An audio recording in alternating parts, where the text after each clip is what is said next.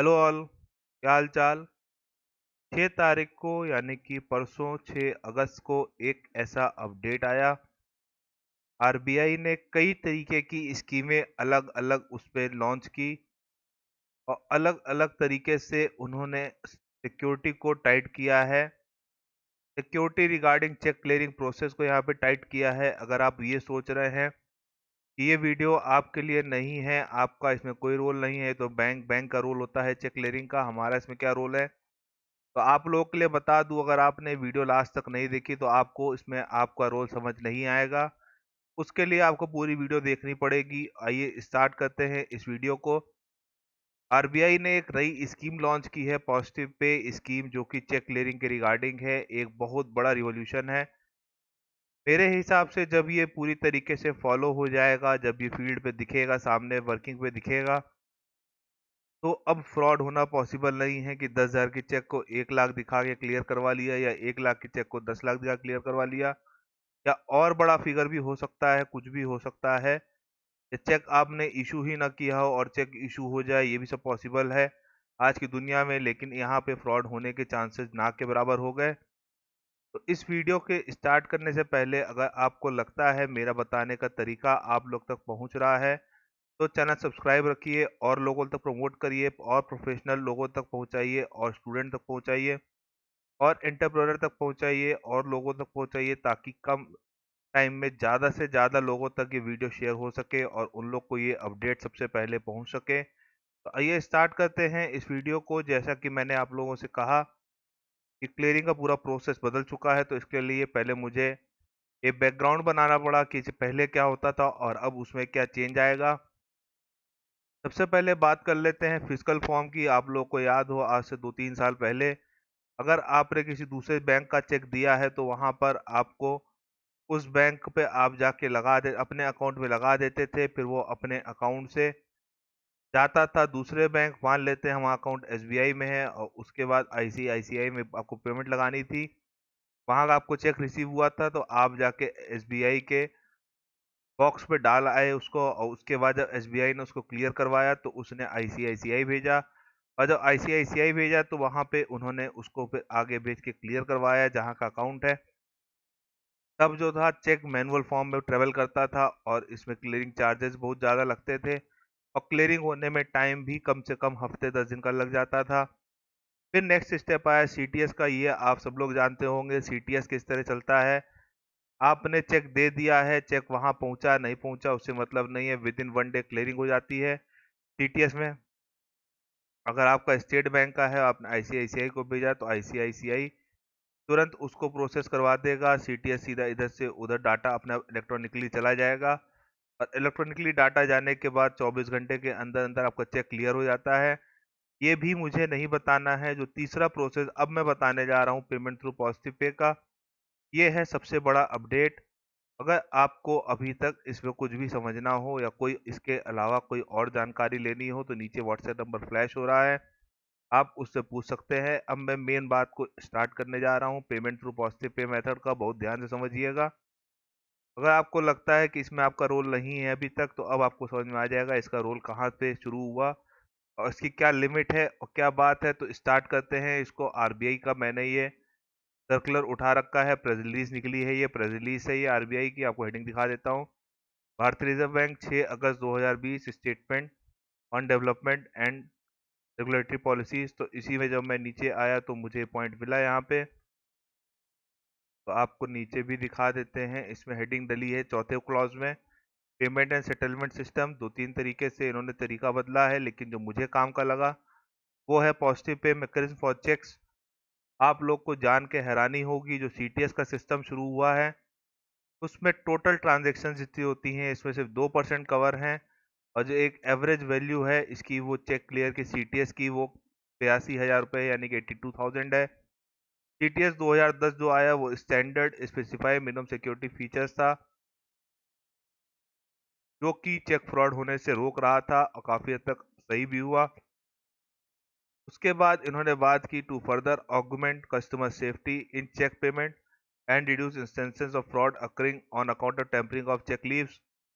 अगर cheque leave बीच में कोई फट जाती है और वहां चेक पहुंच जाता है क्लियरिंग पे फेक साइन बना के, उसको कैसे रोका जाए, उसके लिए इन्होंने यहाँ पे एक सेट किया, it has been decided to introduce a mechanism for positive pay for all cheques of value 50,000 and above. सबसे बड़ा खुलासा यहीं से स्टार्ट हो गया कि अब आपने कहा पता नहीं क्या बता रहा था, कुछ समझ नहीं आया। इसी के लिए मैं अब आपको बता देता हूँ कि पूरा सिस्टम क्या है, फिर इसके बाद मैं आगे बढ़ूंगा।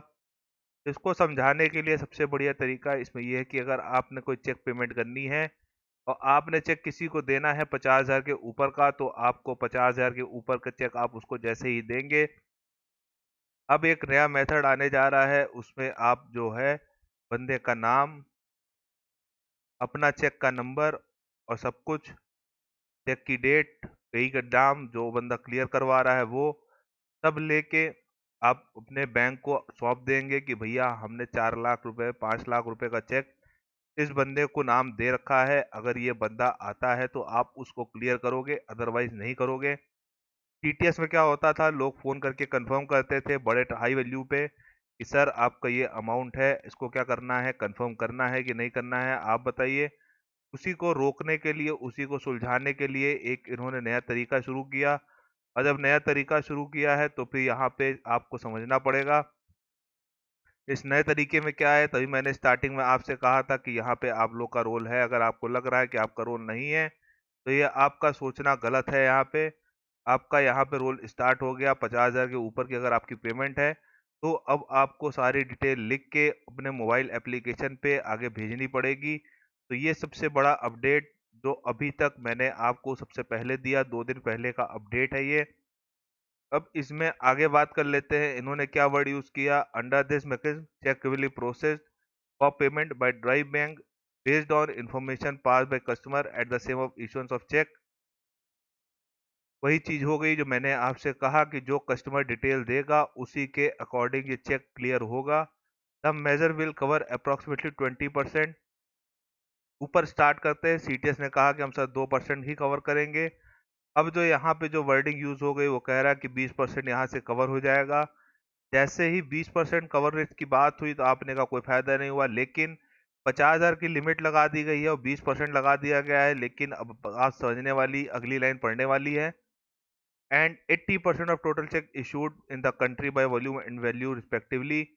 20% लोगों को कवर कर लेगा, लेकिन उसके बाद 80% टोटल चेक इसमें आगे कवर हो जाएंगे, क्योंकि 50,000 की लिमिट के ऊपर के ही ज्यादा चेक होते हैं। छोटे चेक पे ध्यान भी नहीं देना है, आरबीआई है, आरबीआई बड़ी चीजें ही सोचेगा। तो ये था आरबीआई का नोटिफिकेशन जो मुझे लगा आप लोग तक पहुंचाना जरूरी है। अब आगे बात कर लेते हैं इसकी। अब यहाँ पे बात करते हैं आराम से कि क्या क्या डिटेल हमको भेजनी है। जैसे मैंने आपको बताया, चेक नंबर आप उनको बताएंगे, चेक डेट बताएंगे, चेक अमाउंट बताएंगे, पेई का नाम बताएंगे। मजे की बात तो अब आई साहब, फ्रंट साइड फोटोग्राफ चेक की, रिवर्स साइड फोटोग्राफ चेक की to be uploaded in application. Bank का एक एप्लीकेशन बन जाएगा और वो एप्लीकेशन के अकॉर्डिंग आपको उसमें अपलोड करना रहेगा। तो ये है सबसे बड़ा अपडेट। अब अगर आपको लगता है कि आपने स्टार्टिंग वीडियो पूरी देख के अच्छा किया तो आप नीचे सब्सक्राइब करिए, और अगर आपको इसे कोई चीज़ समझनी है तो कमेंट बॉक्स में कमेंट लिख के समझिए, क्योंकि ये बहुत बड़ा अपडेट है और आप लोग तक मैं सबसे पहले पहुंचा रहा हूं इस चीज़ को कि अब आपको इतनी चीज़ें चेक क्लियरिंग के टाइम पे, अगर आपने कोई हाई वैल्यूड चेक दिया है, हाई वैल्यूड की लिमिट 50,000 एंड अबव है, आपको इतनी डिटेल चेक की नोट करके उसमें आपको अपने बैंक की एप्लीकेशन में भेजना पड़ेगा, तभी चेक क्लियर होगा। और सोचिए कितना बड़ा काम हो गया। अब यहाँ से आपका सारा फ्रॉड का सिस्टम सब कुछ यहाँ पे आके हो गया ठप। फ्रॉड जब आके रुक गया तो फ्रॉड तो होने नहीं वाला अब इससे, तो ये सबसे बड़ा मैटर है। लास्ट स्लाइड मेरी इसी पे है। Positive pay is a fraud prevention system offered by most commercial banks to companies to protect them against forge, altered and counterfeit cheques. Fraud scenes पे रुकता है, अल्टर्ड यानी किसी ने बाद में चेंज कर लिया हो, काउंटरफिट यानी कि आपने चेक वो दिया ही नहीं और वो क्लियरिंग में पहुंच गया। तो ये सब चीजें बहुत खतरनाक थी, फ्रॉड हो रहा था यहाँ पे। आप लोग खुद समझ रहे होंगे कितना बड़ा लेवल है फ्रॉड का इन सब पॉइंट्स पे, इन तीनों पॉइंट्स पे। ये एक समअप लाइन है, बहुत बड़ी लाइन है कि फॉर्ज, अल्टर्ड एंड कॉन्ट्रफिट चेक्स बहुत हो रहे थे, जिसकी वजह से गवर्नमेंट को नुकसान हो रहा था और पार्टीज को नुकसान हो रहा था, और आरबीआई के पास डिस्प्यूट का बहुत बड़ा पॉइंट बनता चला जा रहा था, जिसकी वजह से उनको ये स्टेप उठाना पड़ा। अब बात कर लेते हैं पूरी प्रोसेस की एक बार नटशेल में कि आपने अब चेक दिया दूसरी पार्टी को, मान लेते हैं हम एसबीआई बैंक हैं और एसबीआई बैंक ने चेक दिया आईसीआईसीआई बैंक को। तो अब यहाँ पे जैसे ही आप चेक देंगे अपना आईसीआईसीआई की पार्टी को, तो आप अपनी सारी डिटेल, जितनी डिटेल मैंने यहाँ पे आपको बताई हैं, ये सारी डिटेल आप नोट करके अपने स्टेट बैंक को भेज देंगे। स्टेट बैंक जो है जब वो चेक क्लियरिंग में सीटीएस के थ्रू आएगा, तो वो उसको क्रॉस चेक करेगा और जैसे ही क्रॉस चेक करेगा उसको वेरीफाई करेगा। वेरीफाई होने के बाद ही ट्रांजैक्शन कंप्लीट होगी, तभी जाके पैसे आपके अकाउंट से कटेंगे और दूसरे के अकाउंट में जाके क्रेडिट हो जाएंगे। तो ये था मेरा छोटा सा कंटेंट जो मुझे लगा आप लोग तक पहुंचाना बहुत ज़्यादा ज़रूरी है, और मुझे लगा कि इसी तरीके से मैं आप लोग को इस चीज़ को आगे अपडेट कर सकता हूँ। बहुत ही शॉर्ट तरीके से मैंने इसको कवर करने की कोशिश की है। अगर आपको अभी भी कोई चीज़ की प्रॉब्लम है या कोई क्लैरिफिकेशन चाहिए या इसके अलावा कोई और टॉपिक पे क्लैरिफिकेशन चाहिए, तो आप व्हाट्सएप नंबर फ्लैश हो रहा है, व्हाट्सएप नंबर से पूछ सकते हैं। अगर आपको मेरा बताने का तरीका समझ में आया हो तो चैनल सब्सक्राइब रखिए और इसी तरह लोगों तक प्रमोट करिए। ये था मेरा छोटा सा कंटेंट जो मुझे लगा आप लोग तक पहुंचाना बहुत ज़्यादा ज़रूरी है। तो यहीं पे वीडियो समाप्त करते हैं। Till then Tata.